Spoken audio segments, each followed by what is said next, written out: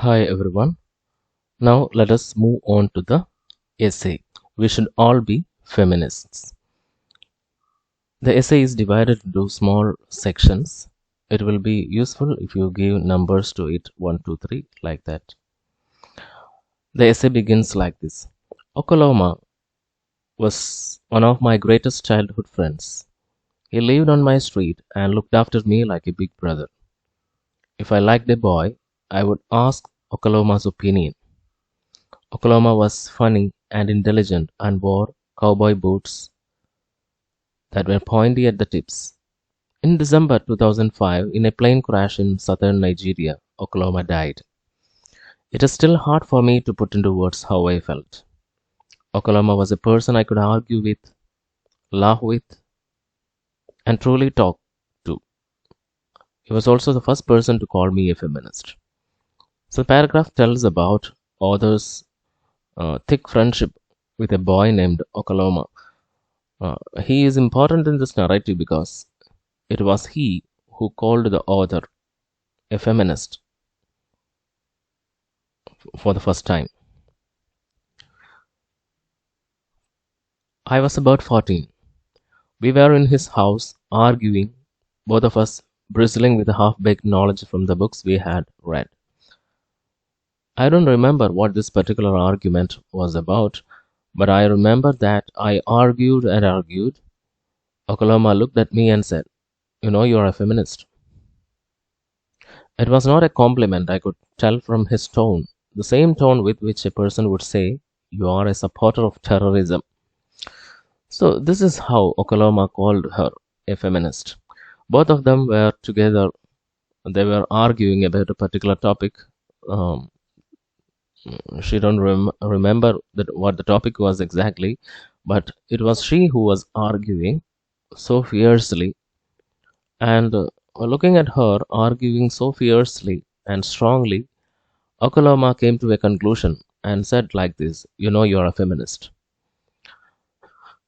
So it was not a compliment. He was not congratulating her, and she quite humorously tells that he uh, he said it with a tone just like this: "You are a supporter of terrorism," just like just like saying that you are a terrorist, just like that. He said, "You know, you are a feminist." I don't know exactly what this word feminist meant, and I did not want Oklahoma to know that I didn't know. So I brushed aside and continued to argue. The first thing I planned to do when I got home was to look up the word in the dictionary. So at that time, Adichie didn't know the meaning of the word feminist, but uh, she pretended to know that. Then, when she reached home, she took up the dictionary and searched for the word. So the first section tells about uh, the author's friendship with a boy called Okoloma. Was very friendly. Uh, Both of them grew up together, and he is remembered in this narrative because it was he who called her feminist for the first time. And he was not actually congratulating her. He he said, he remarked as if he is saying that you are a feminist. Sorry, you are a terrorist, like that. So moving on to the next section. Now fast forward to some years later. In 2003, I wrote a novel called Purple Hibiscus about the man who, among other things, beats his wife and whose story doesn't end too well.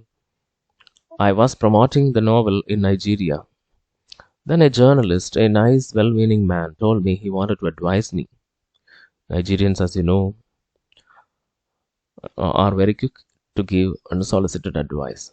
So, some years later, when Adichie had published the novel A Purple Hibiscus, a man came to her and the man wanted to advise her. She humorously says that Nigerians are very quick to give unsolicited advice. Unsolicited advice means advice without asking. he told me that people were saying my novel was feminist, and his advice to me was this. And he was shaking his head sadly as he spoke. So he was very sad. And his advice was this, that I should never call myself a feminist, since feminists are women who are unhappy because they cannot find husbands. So that's it. Feminists are women who are unhappy because they cannot find husbands. So I decided to call myself a happy feminist because she is not unhappy. She is happy feminist.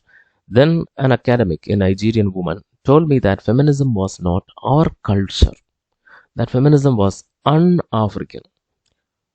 So, and I was calling myself a feminist because I had been influenced by Western books.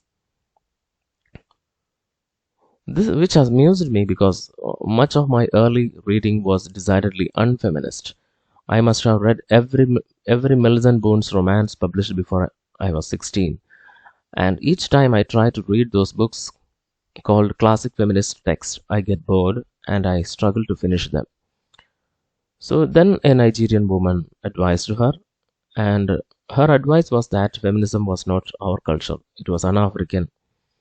Then you are claiming to be a feminist because you are reading too much Western books.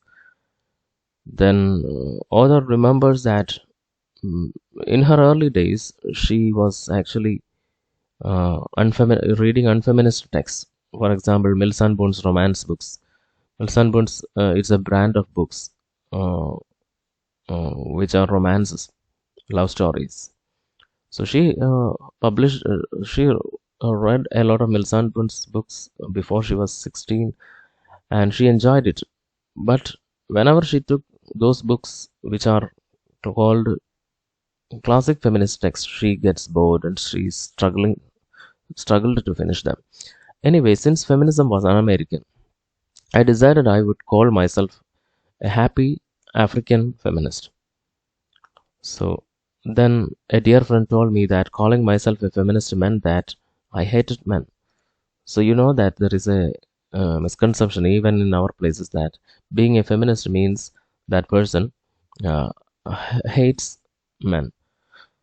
So that prejudice was there in Africa as well. So I decided I would be a happy African feminist who does not hate men.